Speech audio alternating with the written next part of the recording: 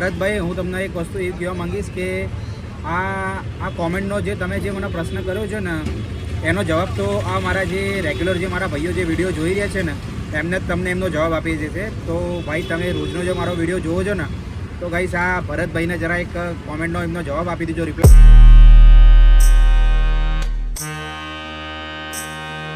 તો hello guys, તમારા બધાનું ફરીથી સ્વાગત કરું છું આજના એક નવા બ્લોગમાં. તો ગાઈસ આજે આપણે ફરીથી ધંધા ઉપર નીકળી ગયા છીએ રિક્ષા લઈને, અને તમે ખાલી અત્યારે ટાઈમ જોઈ લો, 12:15 થઈ ગઈ છે. તો આપણે ત્રણ એપ્લિકેશનની અંદર આપણે ઓનલાઈન બી થઈ ગયા છીએ અને આપણી ગાડીમાં ગેસ બી ફૂલ થઈ ગયો છે ગાડી.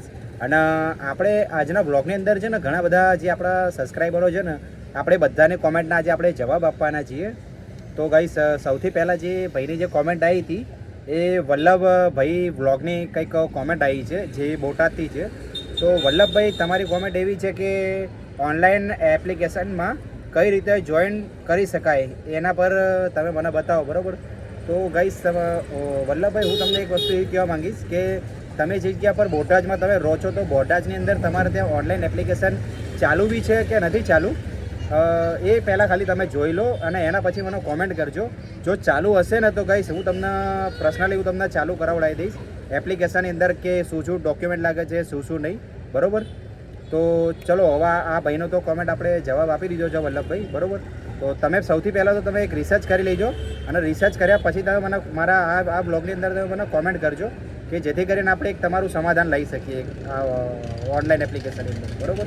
તો ચલો હવે પહેલાં આપણે રાઈડ ઉપાડી લઈએ અને પછી બીજા ભાઈની કોમેન્ટનો આપણે જવાબ આપીશું. પછી આપણે વિડીયો બનાવતા જ આપણને એક રાઈડ મળી ગઈ હતી જે ઘી કાંટાની હતી. એમનું કંઈક ફેર ઉબેરમાં હતું તો એમનું કંઈક ફેર બન્યું છે 54 રૂપિયા. તો અત્યારે આપણે એમને કમ્પ્લેટ કરી લીધી છે. તો હવે આપણે અહીંથી જોઈએ કે બીજી રાઈડ આપણને ક્યાંની મળે છે. જે આપણે જે બીજા ભાઈની જે કોમેન્ટ હતી ને એ કોમેન્ટનો બી આપણે જોઈ લઈએ. પહેલાં કોમેન્ટ સેક્શન ખોલી દઈએ આપણે. તો આપણે બીજા ભાઈની કોમેન્ટ છે જે રવિભાઈની છે અને એ રવિભાઈની કોમેન્ટ એવી છે કે ભાઈ તમે જે રિક્ષા ચલાવો છો તે માઇલેજ કેટલી આપે છે, મારે નવી રિક્ષા લેવી છે. તો ભાઈ રવિભાઈ, હું તમને એવું કહેવા માંગીશ કે હજી સુધી મેં જેટલી પણ ટાઈમ હું 2 વર્ષથી રિક્ષા ચલાવું છું પણ હજી સુધી મેં એવરેજ તો મેં નથી માપી કે આની એવરેજ કેટલી આવે છે. અને હું 300 રૂપિયાનો ગેસ ભરાવું છું આખો દિવસમાં, બરાબર? તો એના હિસાબથી હું આખો દિવસ મારા ચાલી જતો હોય છે. તો એક ટાઈમ આપણે જરૂર એવું કરીશું કે આપણે એક ટાઈમ એવું જોઈશું કે આપણે આખો દિવસ રિક્ષા ચલાવીને કે આપણી ગાડી એવરેજ કેટલી આપીએ છીએ, બરાબર? તો હવે અહીંથી આપણે જોઈએ કે ભાઈ આ તમને જવાબ મળી ગયો હશે, બરાબર?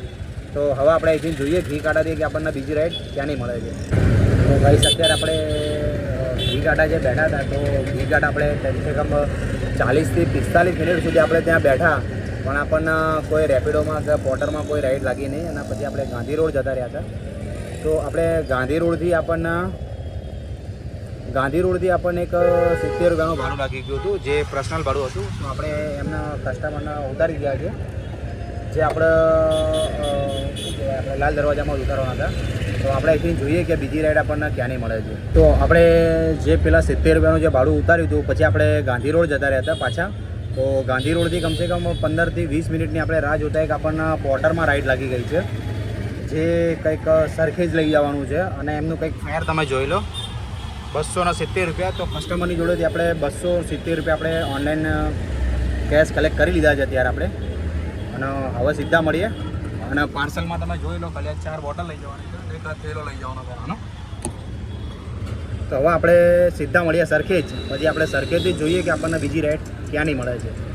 ભાઈ અત્યારે મેં તમને જે કીધું ને કે હું પોર્ટરની અંદર એક પાર્સલ ઉપાડ્યું છે. તો એ પોર્ટરની અંદર મેં પાર્સલ ઉપાડી દીધું છે અને એમના ડ્રોપ લોકેશન ઉપર બી આવી ગયું છું. આ કંઈક ઉજાલા સર્કલનું છે અને જે સામે જે તમને દેખાય છે ને એ બાજુ કંઈક આ પાર્સલ ઉતારવાનું હતું. અને પાર્સલ ઉતાર્યા પછી એમને એમ કહે છે કે હવે લોકેશન બીજા લોકેશન ઉપર જવાનું છે. તો એમને જે બીજું મને કસ્ટમરે જે લોકેશન નાખ્યું એ કંઈક 10 કિલોમીટરનું છે. તો કસ્ટમરની જોડેથી આપણે ફોન કર્યો અને કસ્ટમરની જોડેથી આપણે બીજા 200 રૂપિયા એક્સ્ટ્રા માંગી લીધા છે.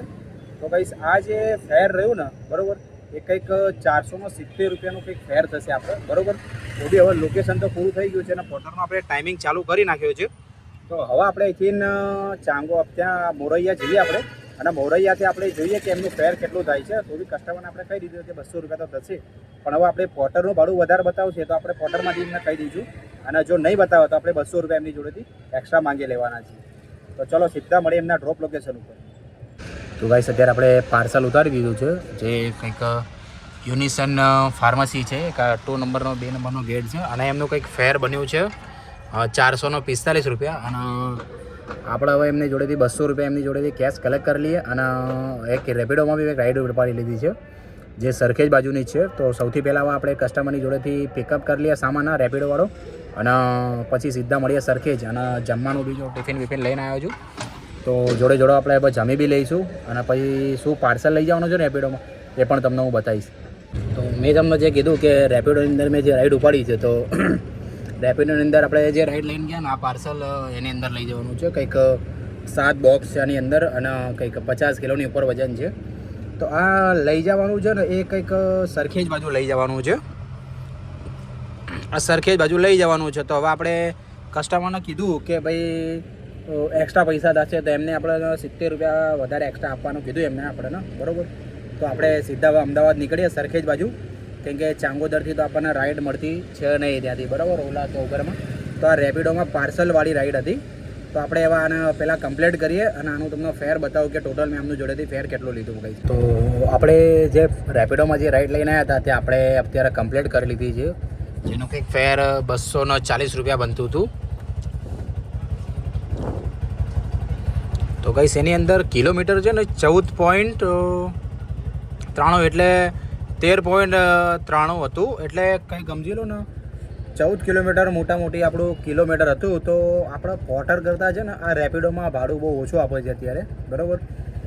તો કશો વાંધો નહીં, કેમ કે હવે આપણે ત્યાંથી ખાલી આવું એ નહીં કરતા, તો આપણે કંઈક ને કંઈક ભરીને લઈને આવતા રહીએ. તો એમની જોડેથી આપણે 300 રૂપિયા કેશ કલેક્ટ કરી લીધા છે એમની જોડેથી.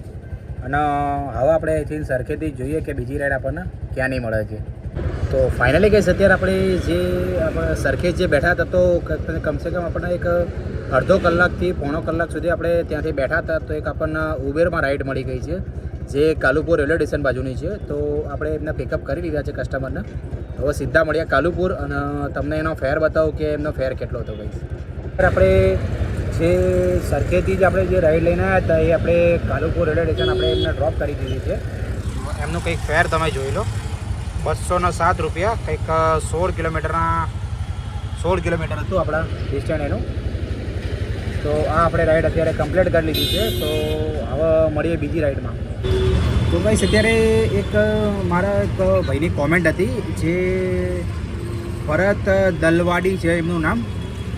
તો એ ભાઈની કોમેન્ટ એવી છે કે ભાઈ ટેમ્પો લેવો કે રિક્ષા સારું શેમાં રહે, હું નવો છું, બરાબર.